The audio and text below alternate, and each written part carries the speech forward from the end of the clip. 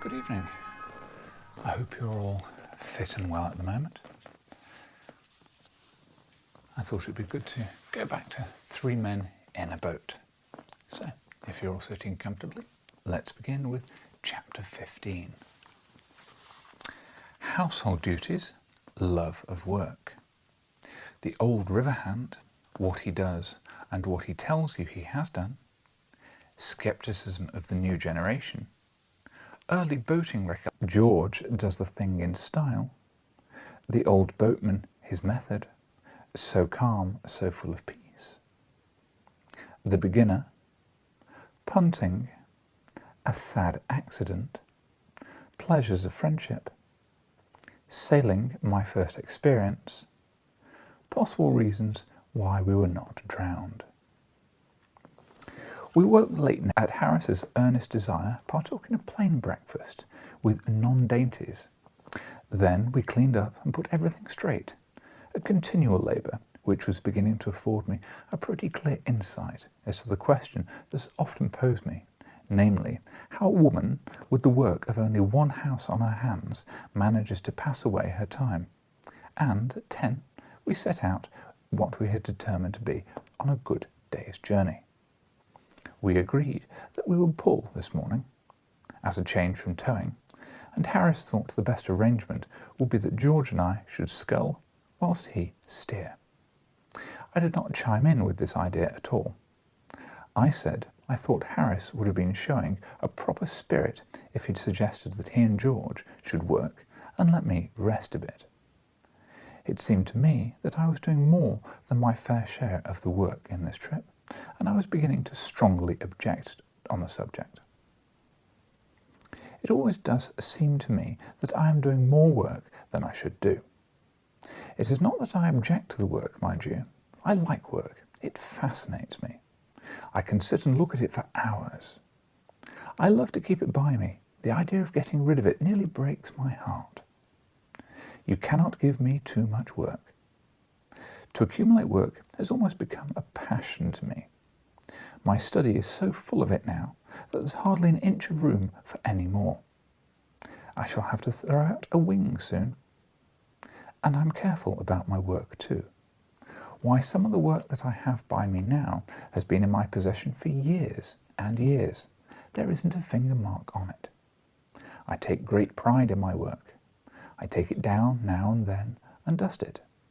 No man keeps his work in a better state of preservation than I do. But, though I crave for work, I still like to be fair. I do not ask for more than my proper share.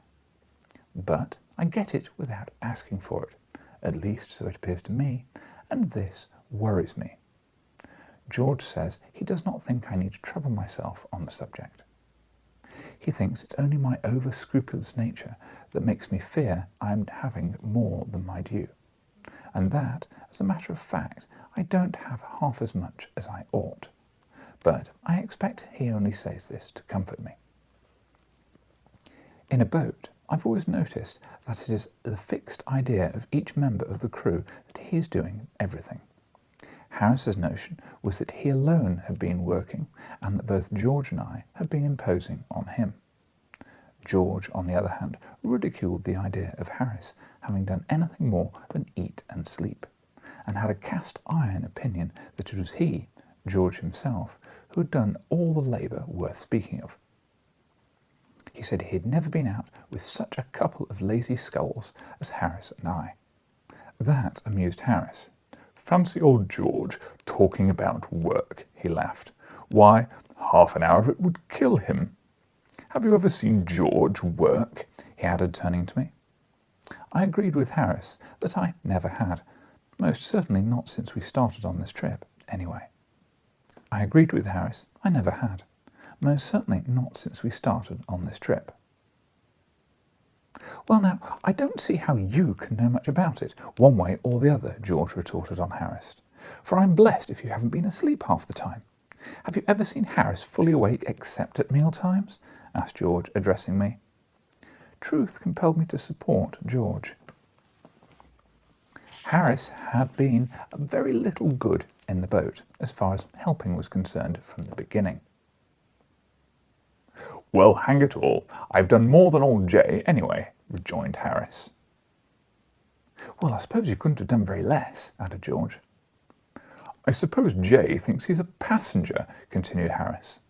And that was their gratitude for me having brought them and their wretched old boat all the way up from Kingston, and for having superintended and managed everything for them, and taken care of them and slaved for them. It is the way of the world.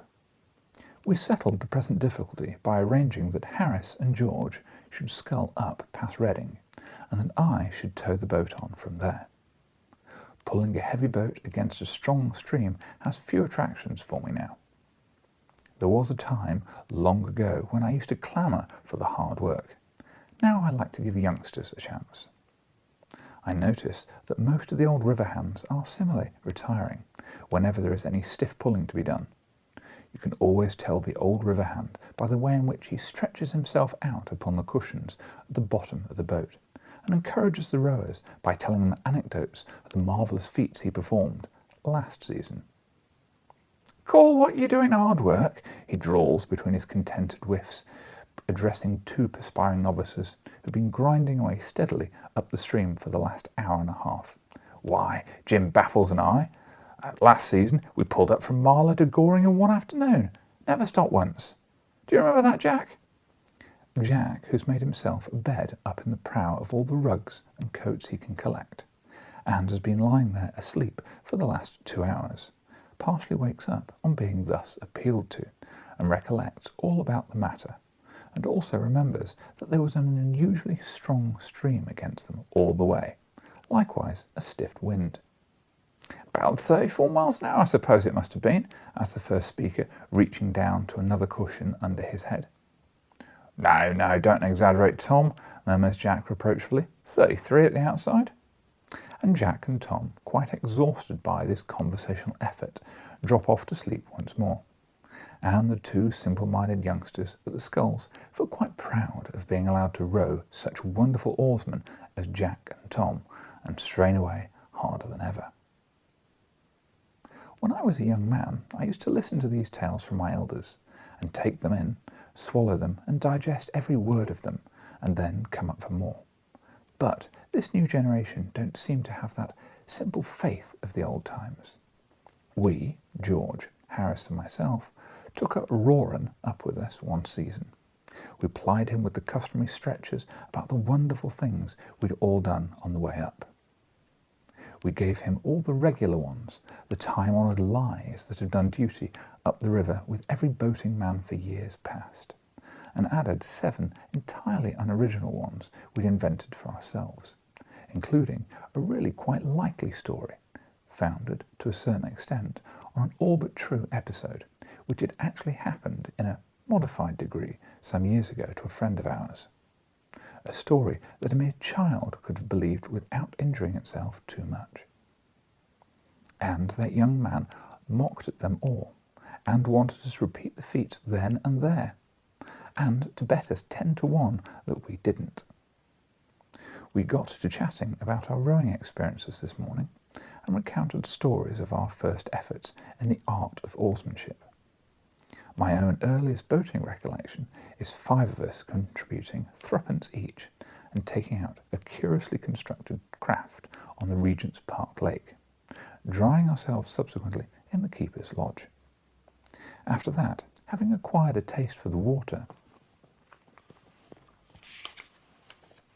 I did a good deal of rafting in various suburban brickfields, an exercise providing more interest and excitement than might be imagined, especially when you're in the middle of the pond and the proprietor of the materials of which the raft is constructed suddenly appears on the bank, with a stick in his hand. Your first sensation on seeing this gentleman is that somehow or other you don't feel equal to the company and conversation, and that if you could do so without appearing rude, you would rather avoid meeting him, and your object is therefore to get off on the opposite side of the pond to which he is, and go home quiet and quickly, pretending not to have seen him. He, on the contrary, is yearning to take you by the hand and talk to you. appears he knows your father and is intimately acquainted with yourself, but this does not draw you towards him. He says he'll teach you to take his boards and make a raft of them, but seeing you know how to do this pretty well already, the offer, though doubtless kindly meant, seems a superfluous one on his part, and you are reluctant to put him to any trouble by accepting it. His anxiety to meet you, however, is proof against all your coolness, and the energetic manner in which he dodges up and down the pond so as to be on the spot to greet you when you land is really quite flattering. If he be of a stout and short-winded build, you can easily avoid his advances, but when he is of the youthful, long-legged type, a meeting is inevitable. The interview is, however, extremely brief, most of the conversation being on his part, your remarks mostly being exclamatory and monosyllabic. As soon as you tear yourself away, you do so. I devoted some 3 months to rafting, and being then as proficient as there was any need to be at that branch of the art, I determined to go in for rowing proper, and joined one of the Lee boat clubs. Being out in a boat on the River Lee, especially on Saturday afternoons, makes you smart at handling a craft, and spry at escaping being run down by roughs and swamped by barges. It also affords plenty of opportunity for acquiring the most prompt and graceful method of lying down flat at the bottom of the boat. Oh, hello, cat. We appear to have a guest.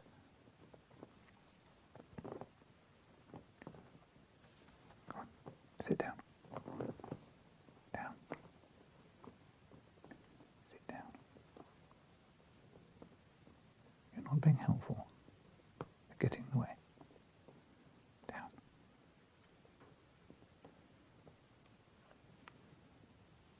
Go on. Sit down. There we go.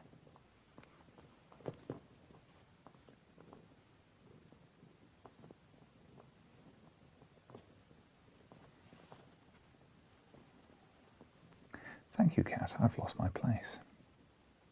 Being out in a boat on the River Lee, especially on a Saturday afternoon, soon makes you smart at handling a craft, and spry at escaping being run down by roughs or swamped by barges. It also affords plenty of opportunity for acquiring the most prompt and graceful method of lying down flat at the bottom of the boat, so as to avoid being chucked out into the river by passing tow lines. But it does not give you style. It was not until I came up to the Thames that I got my style. My style of rowing is very much admired now. People say it is so quaint.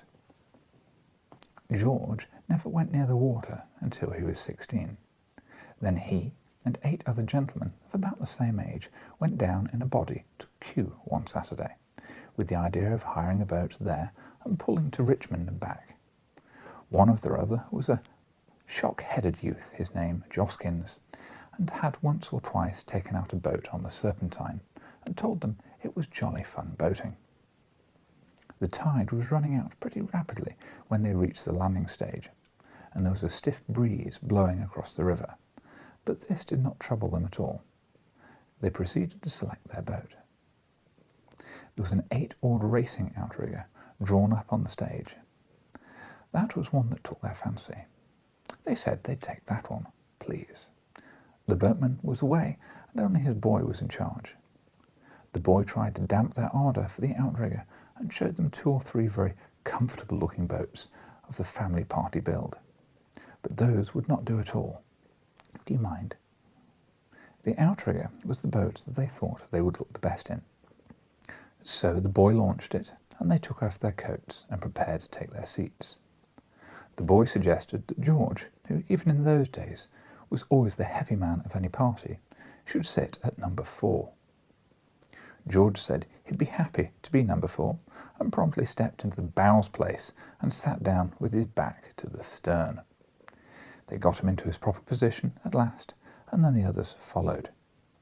A particularly nervous boy was appointed cox, and the steering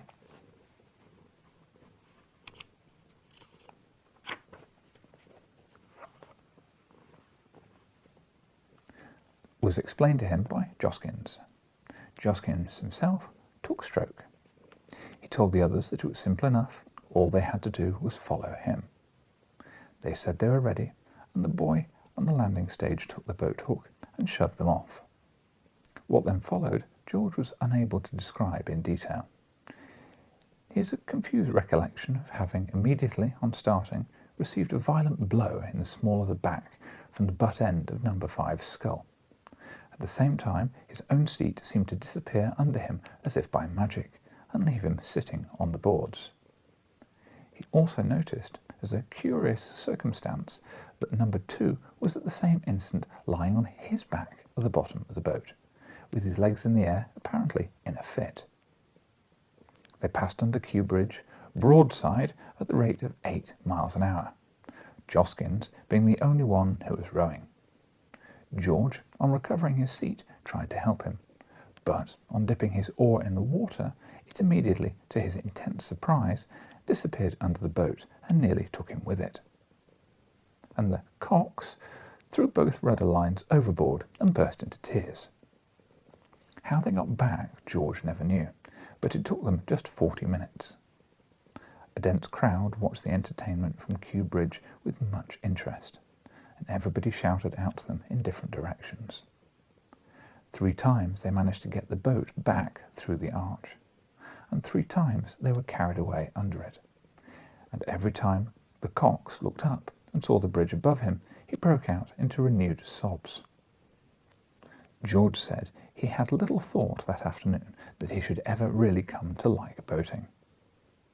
Harris is more accustomed to sea rowing than river work, and says that as an exercise he prefers it.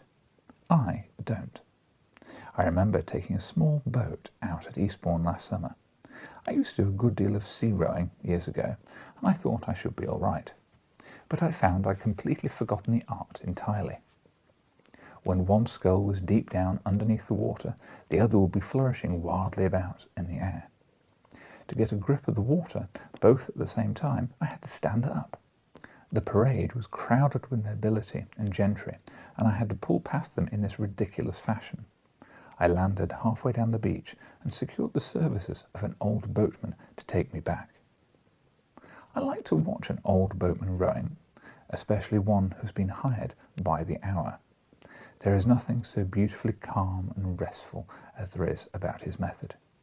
It is so free from that fretful haste, that vehement striving, that is every day becoming more and more the bane of the 19th century life. He is not forever straining himself to pass all the other boats. If another boat overtakes him and passes him, it does not annoy him. As a matter of fact, they all do overtake him and pass him, all those that are going his way. This would trouble and irritate some people. The sublime equanimity of the hired boatman under the ordeal affords us a beautiful lesson against ambition and uppishness. Plain, practical rowing of the get the boat along order is not a very difficult art to acquire, but it takes a good deal of practice before a man feels comfortable when rowing past others. It is the time that worries a youngster. It is jolly funny, he says, for the 20th time within 5 minutes he disentangles his sculls from another's. I can get on all right when I'm by myself. To see 2 novices trying to keep time with another is very amusing. Bow finds it impossible to pace with Stroke, because Stroke rows in such an extraordinary fashion. Stroke is intensely indignant at this, and explains that what he's been endeavouring to do for the last 10 minutes is adapt his method to Bow's limited capacity. Bow, in turn, then becomes insulted and requests Stroke not to trouble his head about him, Bow, but to devote his mind to setting a sensible stroke.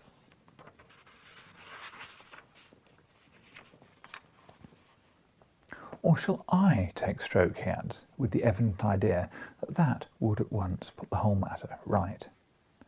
They splash along for another 100 yards, with still moderate success, and then the whole secret of their trouble bursts upon Stroke like a flash of inspiration. "I tell you what it is, you've got my sculls," he cries, turning to Bow. "Pass yours over." "Well, do you know, I've been wondering how it was I couldn't get on with these," answers Bow, and quite brightens up and willingly assists in the exchange. Now we should be all right. But they are not even then.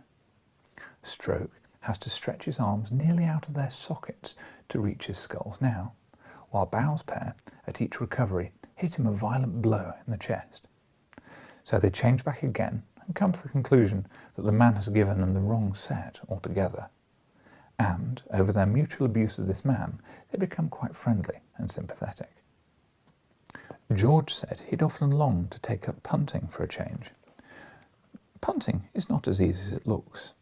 As in rowing, you soon learn how to get along and handle the craft, but it takes long practice before you can do this with dignity and without getting water all up your sleeve.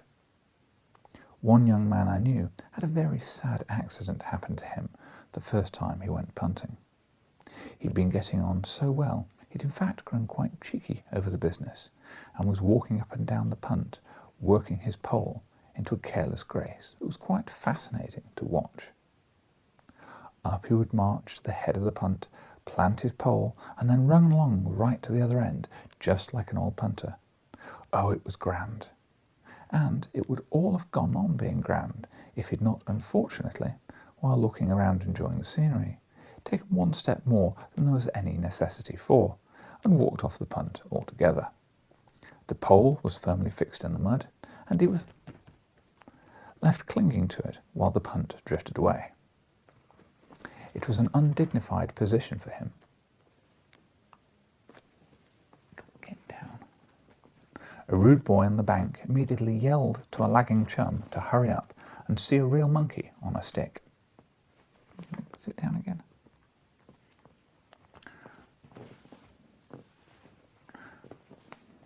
A rude boy on the bank immediately yelled out to a lagging chum to hurry up and see a real monkey on a stick. I could not go to his assistance because, as ill luck would have it, we had not taken the proper precaution to bring out a spare pole with us. I could only sit and look at him. His expression as the pole slowly sank with him attached, I shall never forget. There was so much thought in it. I watched him gently let down into the water and saw him scramble out, sad and wet. I couldn't help laughing. He looked such a ridiculous figure. I continued to chuckle to myself about it for some time. And then it was suddenly forced upon me that really I got very little to laugh at when I came to think about it. Here I was, alone in a punt, without a pole, drifting helplessly downstream, possibly towards the weir. I had begun to feel very indignant with my friend for having stepped overboard and having gone off in that way. He might, in all events, have left me the pole. I drifted on for a quarter of a mile, and I came to the site of a fishing punt moored in midstream, and at which sat two old fishermen. They saw me bearing down upon them, and they called out to me to keep out of their way. "I can't," I shouted back. "But you must try," they answered. I explained the matter to them when I got nearer, and they caught me and lent me a pole. The weir was just 50 yards below. I'm glad they happened to be there.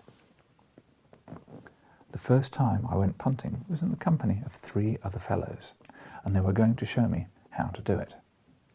We could not all start together, so I said I would go down first and get out the punt. Then I would potter about and practice a bit until they came.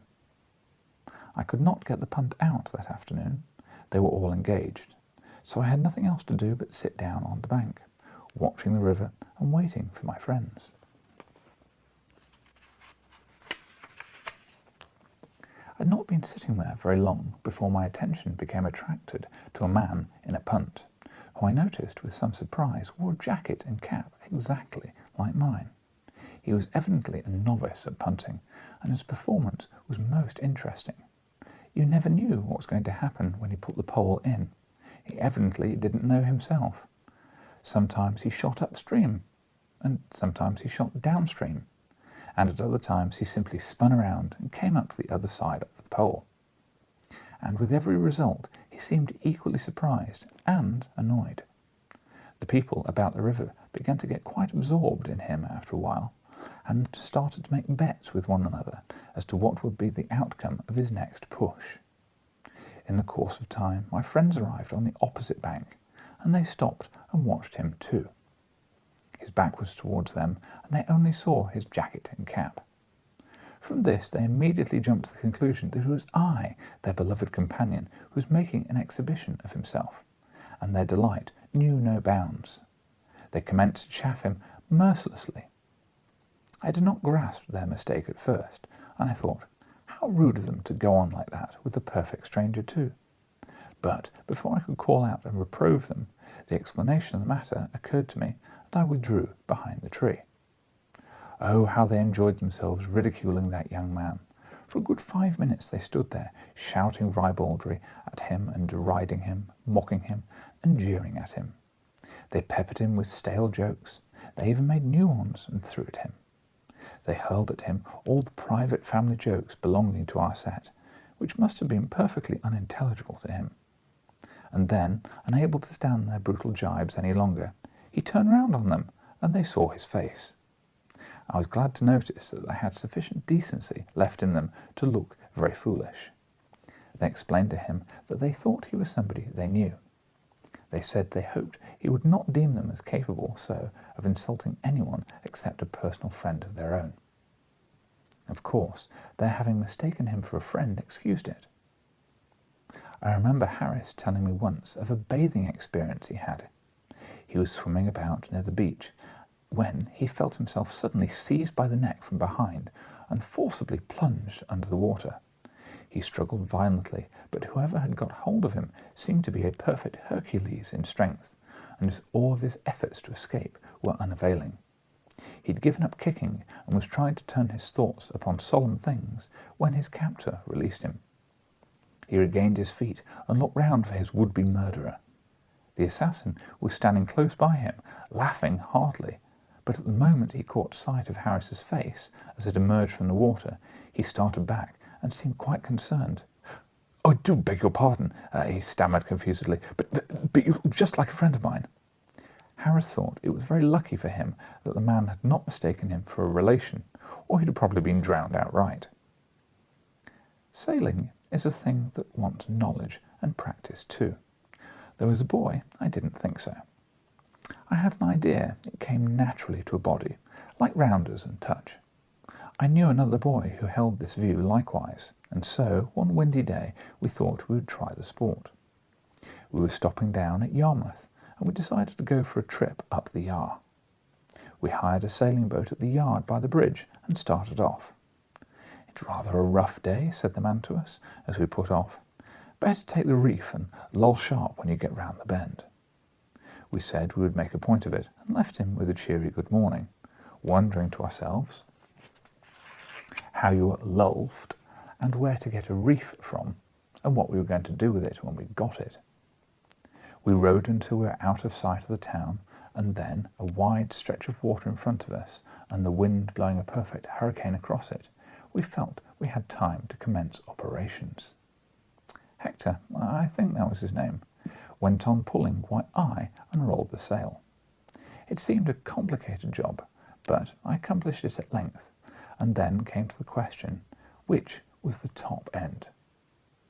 By any sort of natural instinct, we of course eventually decided that the bottom was the top, and set to work to fix it upside down.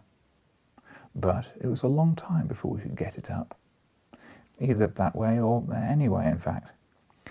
The impression on the mind of the sail seemed to be that we were playing at funerals, and I was a corpse, and it was himself winding the sheet. When we found out this was not the idea, it hit me over the head with the boom and refused to do anything. "Wet it," said Hector. "Drop it over. Get it wet." He said people in ships always wetted sails before they put them up. So I wetted it, but that only made matters worse than they were before. A dry sail clinging to your legs and wrapping itself around your head is not pleasant, but when the sail is sopping wet, it becomes quite vexing. We did get the thing up at last, the two of us together. We fixed it, not exactly upside down, more sideways like, and we tied it to the mast with a painter which we'd cut off for the purpose. The boat did not upset my simple state, as a fact. Why it did not upset me, I'm unable to offer any reason. I've often thought about the matter since, but I've never succeeded in arriving at a satisfactory explanation of the phenomena. Possibly the result may have been brought about by the natural obstinacy of all things in this world. The boat may possibly have come to the conclusion, judging from a cursory view of our behaviour, that we'd come out for the morning suicide, and therefore it was determined to disappoint us.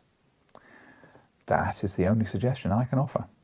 By clinging like grim death to the gunwale, we just managed to keep inside the boat, but it was exhausting work. Hector said that pirates and other seafaring people generally lashed the rudder to something or other and hauled the main top jib during severe squalls, and thought we ought to try and do something of the kind. But I was for letting her heave head to into the wind. As my advice was by far the easiest to follow, we ended up adopting it and contrived to brace the gunwale and gave her head. The boat travelled upstream for a mile at a pace I'd never sailed at since, and don't want to again. Then at the bend, she heeled over, half her sail was under water. Then she righted herself by a miracle and flew for a long low bank of soft mud. That mud bank saved us. The boat ploughed its way into the middle of it and stuck. Finding that we were once more able to move according to our ideas, instead of being pitched down and thrown like peas in a bladder, we crept forward and cut down the sail. We'd had enough sailing. We didn't want to overdo the thing and get a surfeit for it. We'd had a sail, a good all-round, exciting, interesting sail, and now we thought we would have a row, just for a change like. We took the sculls and tried to push the boat off the mud, and in doing so we broke one of the sculls. After that we proceeded with great caution, but there was a wretched old pair, and the second one cracked almost easier than the first and left us truly helpless. The mud stretched for about 100 yards in front of us and behind us in the water.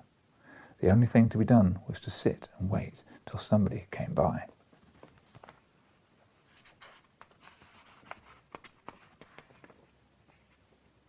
It was not the sort of day to attract people out on the river, and it was 3 or 4 hours before a soul came in sight.